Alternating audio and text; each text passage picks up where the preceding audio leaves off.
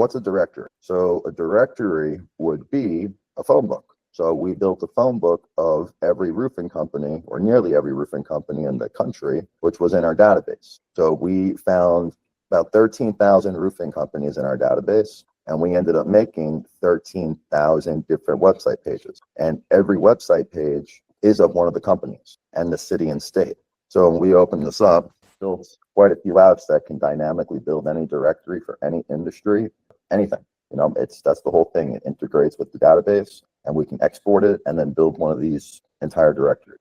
The whole goal of this is if people are looking at best roofing company near or nearby, inside, next to, within, whatever the case may be, and postal code. So what this does is it begins to rank us. So in the last 28 days, we've had 37,000 impressions, and we only just put it up because of the way that we maximized it. We've been doing this for quite a long time.